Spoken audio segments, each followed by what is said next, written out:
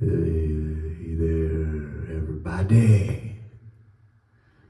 Yes, this is Stone Bataski, welcoming you to another episode of Getting Stoned. I want to send lots of love and light and goodness out to all y'all. And say thank you so much for stopping on by.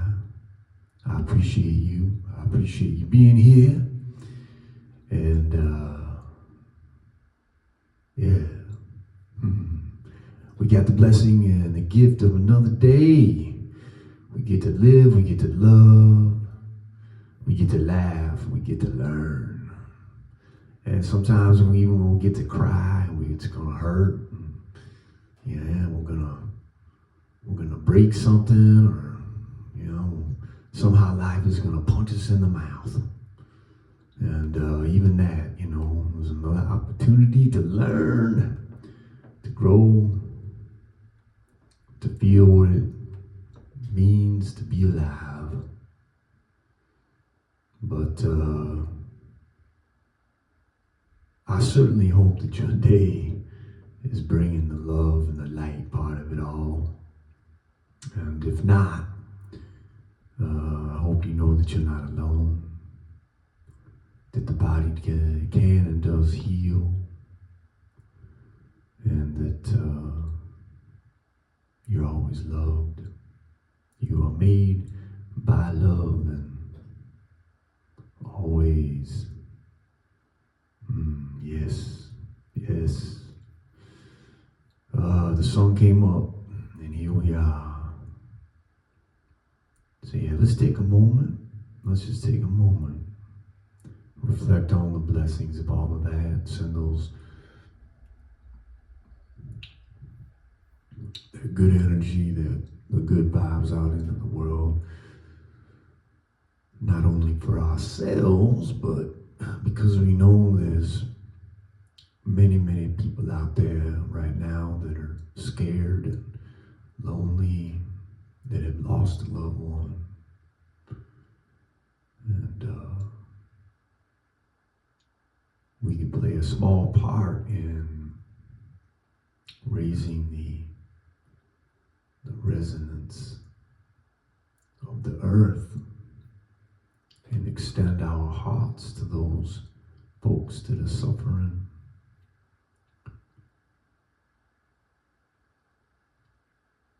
And while we may not be able to walk in their shoes exactly, we can certainly extend our compassion.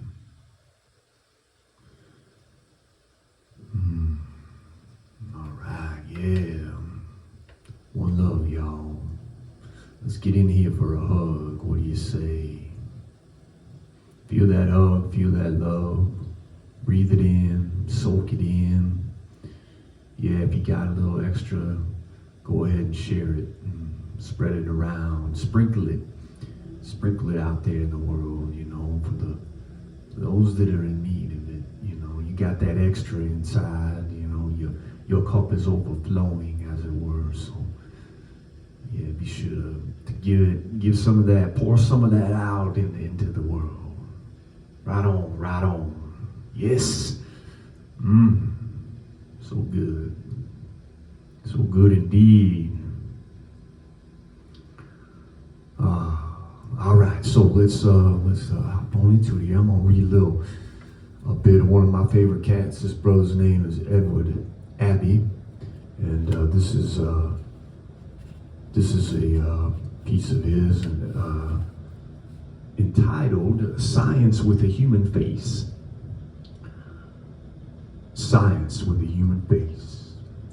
Is such a thing possible anymore? We live in a time when technology and technologists seemed determined to make the earth unfit to live upon. According to C.P. Snow, scientists are happy in their work, especially when contrasted with poets, novelists, artists, philosophers, all those customarily lumped together in the category of the, quote, humanities. The humanitarians? The term connotes of self-mocking futility, reflecting accurately the trend and tempo of the age. But I want to ask Mr. Snow this question. Sir Charles, sir, if the scientists, technicians, researchers, whatever you wish to call them, are so happy in their work and so pleased with the world they are creating, why are they also, and at the same time, so earnestly devising ever more efficient ways to blow it all to hell? The mad scientist, once only a comic figure in a specialized branch of fiction, has now come luridly to life in 100,000 forms.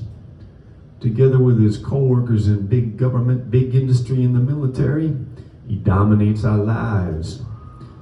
United, they will tyrannize the planet.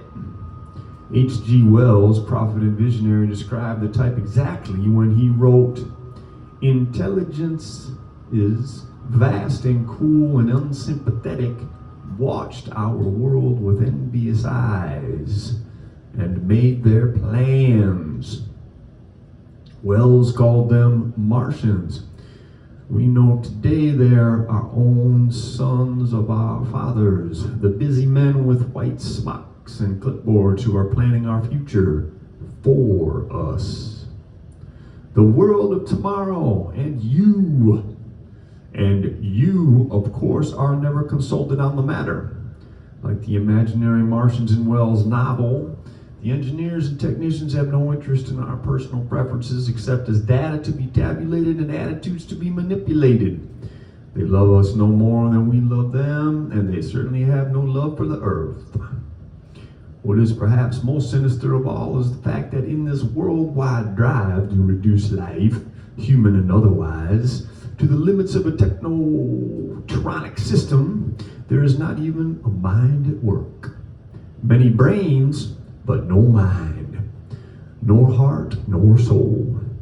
There is no intelligence directing this enormous and enormously complex process. Merely the cumulative efforts of thousands of specialists, experts, each sequestered in his tiny niche in the technological apparatus, each unaware or indifferent to the investigation of all but his closest colleagues, each man in his way and innocent. How can we think of a man who spends years studying the behavior of hamsters in an electrified maze as anything but a harmless idiot? Yet the results of his study, combined with the studies of many other similar harmless idiots, may result in knowledge useful, let us say, to a central police agency concerned with the problem of controlling an urban populace in revolt. And in the evening, after a good day in the nausea gas lab, the innocent scientist goes home to the arms of his wife and children, and after supper plays with his model railroad in the rumpus room. As Hannah Arendt has pointed out, the most destructive men of our time are distinguished chiefly by the banality of their characters and private lives. Harry S. Truman liked to boast that he had never lost a night's sleep over Hiroshima and Nagasaki. Lyndon Johnson and General Westmoreland, with the blood of hundreds of thousands of Vietnamese peasants and American adolescents on their hands, were perfectly capable of getting down on their knees every Sunday morning and praying to what they guilelessly believed is the God of love. And Adolf Eichmann, as he correctly pointed out, was only following orders, as millions of other men have done for their respective authorities. The Nazi leaders were punished because they had the misfortune of ending up on the losing side. Political and military leaders win the publicity, but the fantastic crimes they have committed against humanity in this century were made possible for them by the achievements of our scientists and technologists. What I have written so far will seem to sober-minded professors of the scientific method, the type I remember from my own student days, as an irrational and hysterical outburst of misapplied indignation. They will scarcely credit my insistence now that I am, despite the horrors of the 20th century, fully in sympathy with the basic and traditional aim of science, which I define as the pursuit of knowledge. Knowledge, not power. That I think of men like Democritus, Galileo, Copernicus, Kepler, Newton, Lyell, Darwin, and Einstein as liberators of the human consciousness, intellectual workers whose insight and intelligence have expanded our awareness of existence infinitely more than all the pronouncements of all the shamans, gurus, seers, and mystics of the earth, east and west combined. The simple telescope, for instance, has given us visions of a world far greater, lovelier, more awesome, and full of wonder than that contained in an entire shipload of magic mushrooms, LSD capsules, and yoga textbooks. But having made this disclaimer, I can only repeat the charge, itself a banality but no less true for being so, that science in our time is the whore of industry and the slut of war, and that scientific technology has become the instrument of a potential planetary slavery, the most powerful weapon ever placed in the hands of despots. Nothing new in this discovery, of course. The poets, with their fine sensitivity to changes in the human weather, have been aware of the danger from the outset for 200 years. It may even be the case that the situation has so far deteriorated that the only appropriate question now is whether or not technology will succeed in totally enslaving mankind before it succeeds in its corollary aim of destroying life. In this general condemnation of the prostitution of science, we must allow exceptions. Many will assert that science, true science, cannot be held responsible for the aberrations of uncontrolled technology. Others will point out that some men of science, such as Linus Pauling, Leo Szilard, Carl Morgan, Otto Hahn, Norbert Wiener, and many of their younger students in the university have been among the first to attempt to organize resistance to the technological culture, both in America and in the Soviet Union. The latter statement is unquestionably true, but so to speak, not true enough. The defenders of freedom and sanity among professional scientists have been far outnumbered by the Herman Kahns, Glenn Seaborgs, Hans Bethes, Edward Tellers, and Dr. Barnards of the scientific world. Is science responsible for the perversions of technology? To what extent can science and technology be separated and distinguished from one another? Can either exist independently of the other? These are intricate questions of history, method, and practice that I am not competent to answer with more than this diffident opinion humbly offered. Pure science is a myth. Both the mathematical theoreticians like Albert Einstein and practical crackpots like Henry Ford dealt with different aspects of the same world. Theory and practice, invention and speculation, calculus and metallurgy have always functioned closely together, feeding upon and reinforcing each other. The only difference between the scientist and the lab technician is one of degree. Neither has contributed much to our understanding of life on Earth except knowledge of the means to destroy both. Einstein is reputed to have said near the end of his career that he would rather have been a good shoemaker than what he was, a great mathematician. We may take this statement as his confession of participatory guilt in the making of the modern nightmare. The denunciation of science technology that I have outlined here, simple-minded and oversimplified though it may undoubtedly be, should be taken seriously, at least as an expression of the fear millions now feel for the plastic, aluminum, electronic, computerized technocracy forming around us, constricting our lives in the dimensions of the machine, divorcing our bodies and souls from the earth, harassing us constantly with its petty and haywire demands.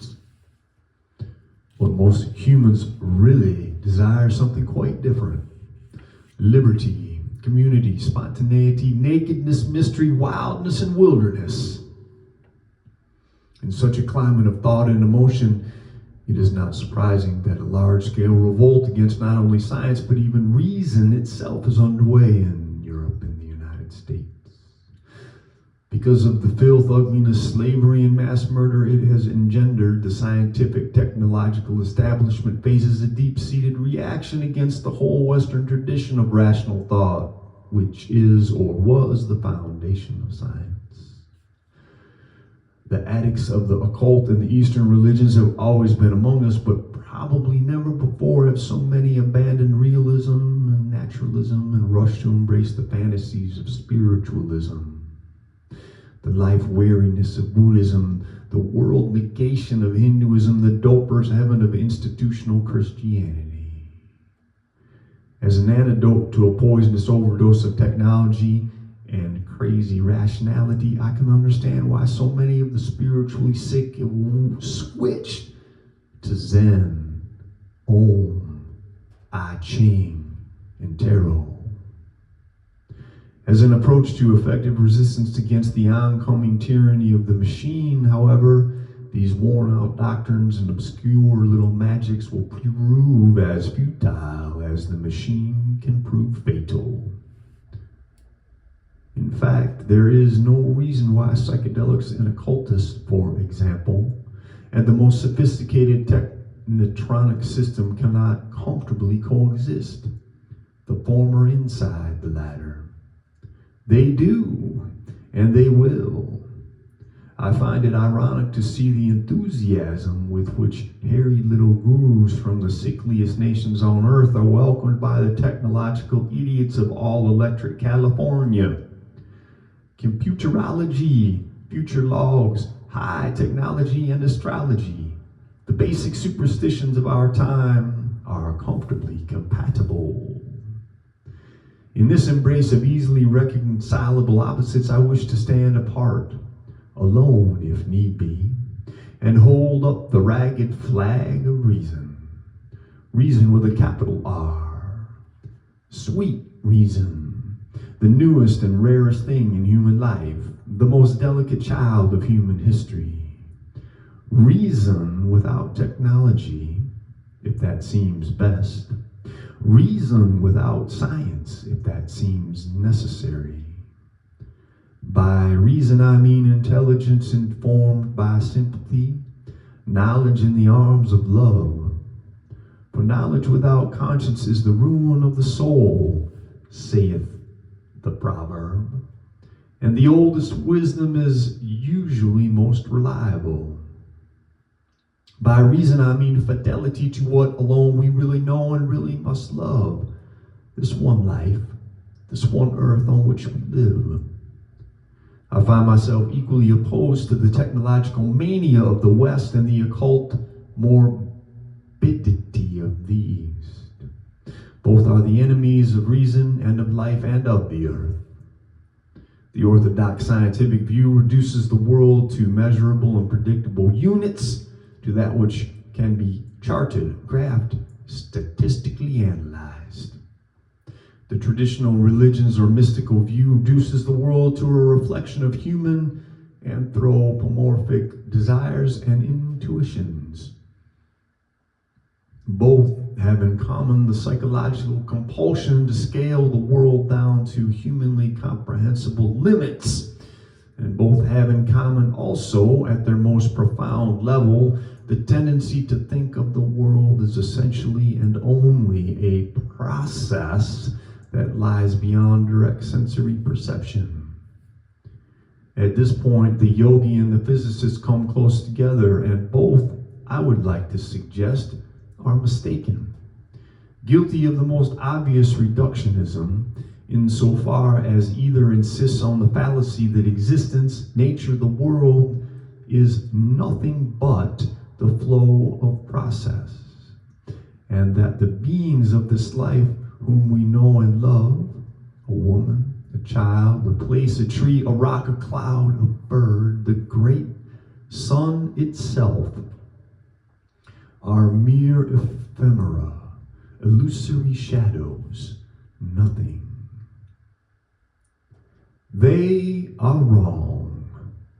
Even a rock is a being, a thing with character and a kind of spirit, an existence worthy of our love.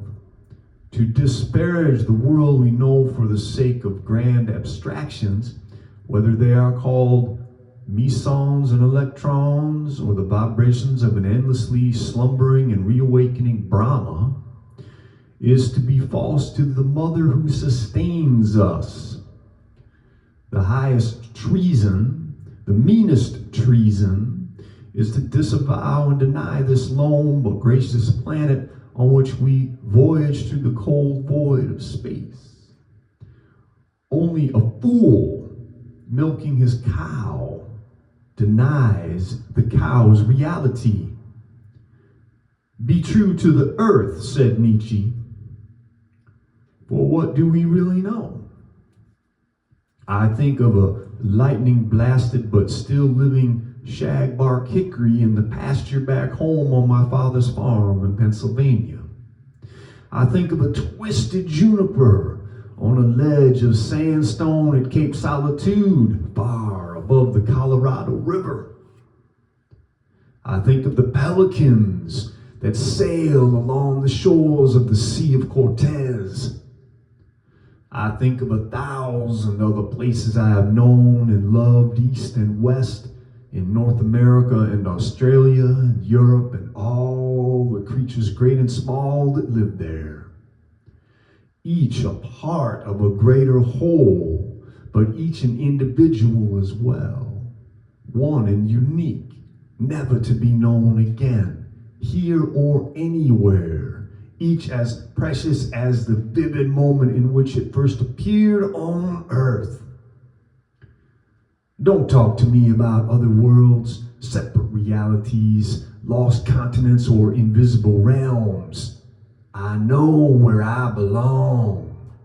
Heaven is home, utopia is here, nirvana is now. Walking up the trail to my lookout tower last night, I saw the new moon emerge from a shoal of clouds and hang for a time beyond the black silhouette of a shaggy, giant Douglas fir.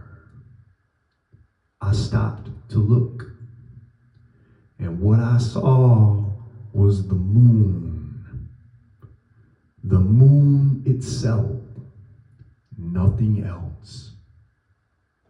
And the tree, alive and conscious in its own spiral of time. And my hands, palms upward, raised toward the sky. We were there. We are. That is what we know. This is all we can know. And each such moment holds all that we could possibly need, if only we can see.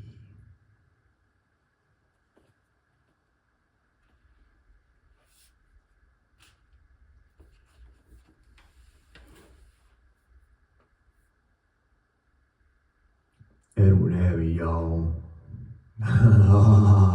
I'm telling you, that brother is for real. Yes, amen, amen, Mr. Abbey.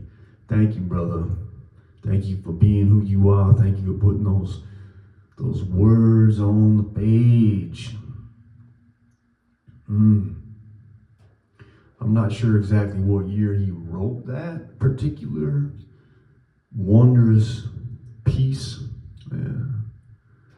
I do believe that Edward left this earthly plane in 1989.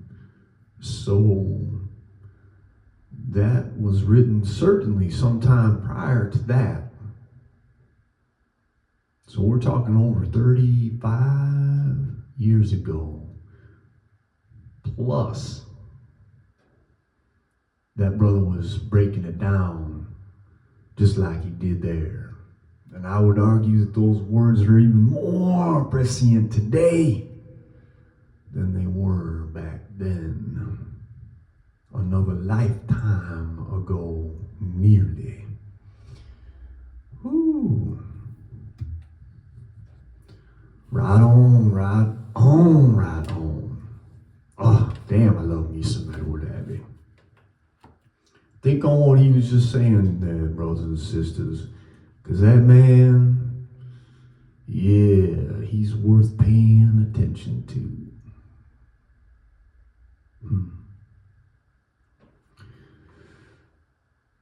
Yeah, we're going to take another moment to pause here. And we're just going to close our eyes if you can, unless you're behind the wheel driving in your car, in which case, please don't close your eyes.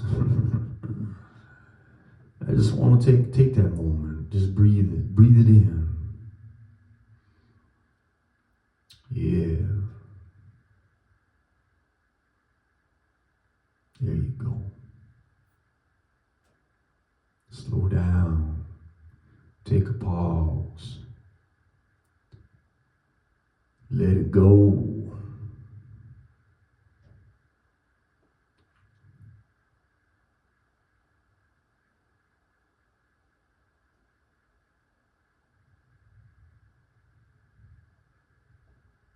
Yeah. All right, I'm going to read a little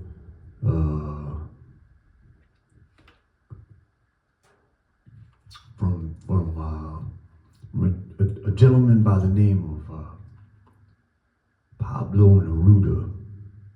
It's a book of his, it's titled The Book of Questions. Pablo Neruda is a poet that I very, very, very much am fond of. And this particular book is one that I come back to time and time again. And yeah, I would encourage you to pick up a copy and dive on in. Again, this is Pablo Neruda, The Book of Questions. We're going to open right up to page number 1. Yes, and here we go. Why don't the immense airplanes fly around with their children? Which yellow bird fills its nest with lemons? Why don't they train helicopters to suck honey from the sunlight?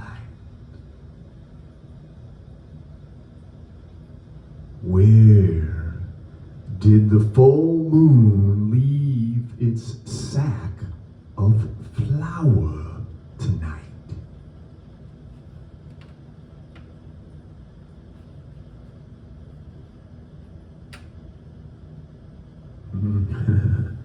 Let's just keep on going. Ask a few more questions.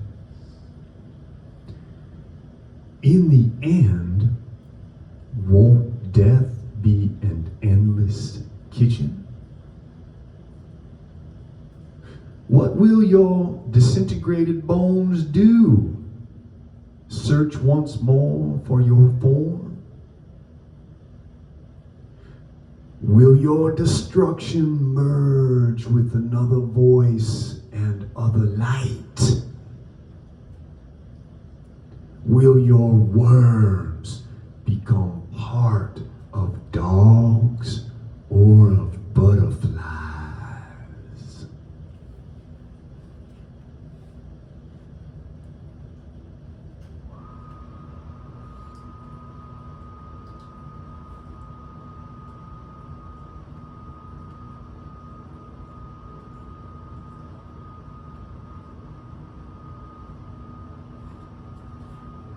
Let's do just a few more. Why does it linger in the branches until the leaves fall? And where are its yellow trousers left hanging?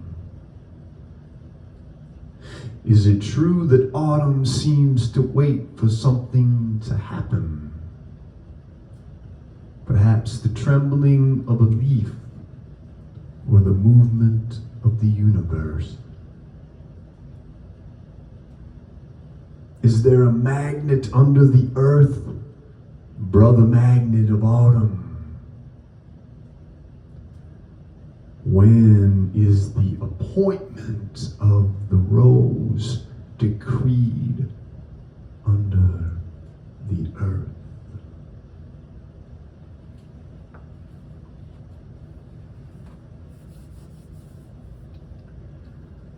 Pablo Neruda, indeed, my brother. Once again, thank you, sir. Thank you for appearing here on this third stone from the sun and blessing all of us with your words of beauty and truth and uncertainty and questions. Yes. Right on. All right, so we're going to do a tune here. This is a Tracy Chapman song, and I'm sure I've played it, sung it, whatever, on this little show here before, but that's what we're going to do today. So this is a song of hers. Kind of been thinking about it a lot with everything going on in the world these days. It's a song called Why.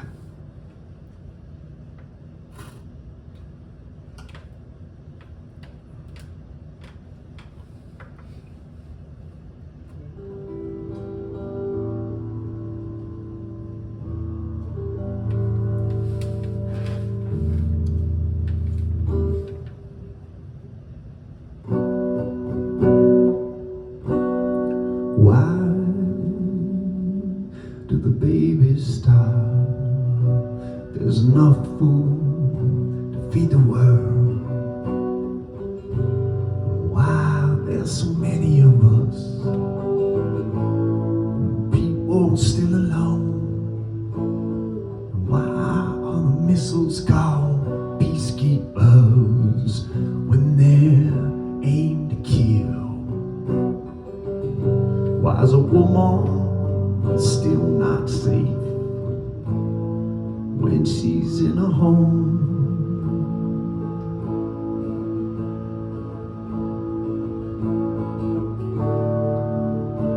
Love is hate, war is peace.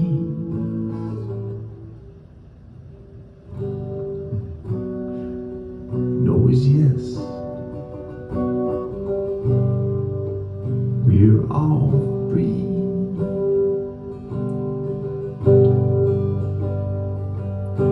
Somebody's gonna have to answer.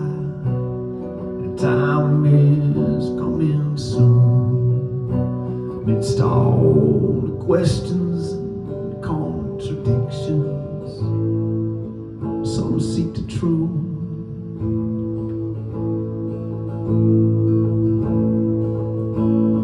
Why do the babies starve?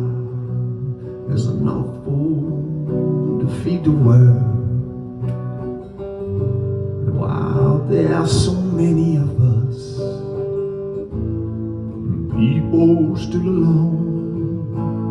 And while the missiles call peacekeepers when they're aimed to kill, while a woman still not safe when she's in a home.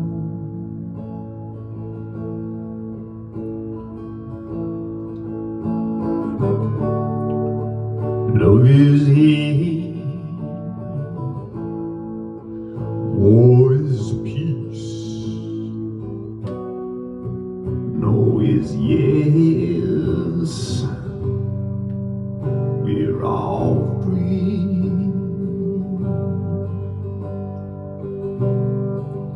Well, somebody's gonna have to answer.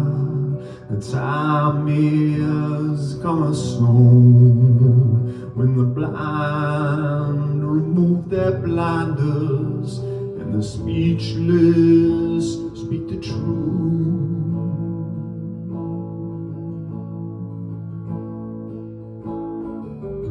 Why do the babies stop? And there's enough food to feed the world. Why there's so many of us, people still alone. And why the missiles call peacekeepers when they're aimed to kill. Why is a woman still not safe when she's in a home?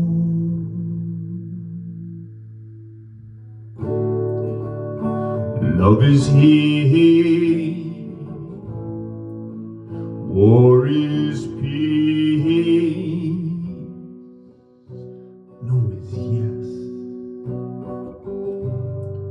and we're all free.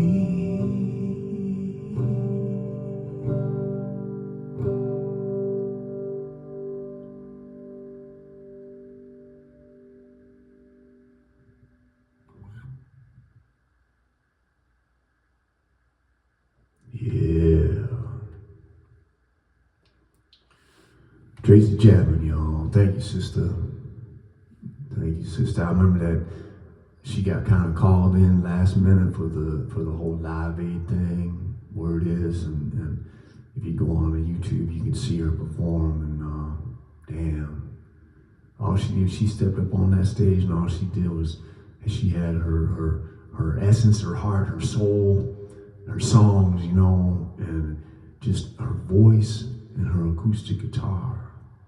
And she, because of the beauty of her art shining so brightly through her, she had the world in the palm of her hand at that moment. It was,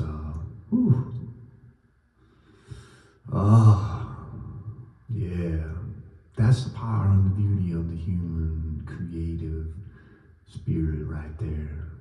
Alive and in the flesh, right before your eyes. Yeah, be sure you see that. It's there for us every day, y'all.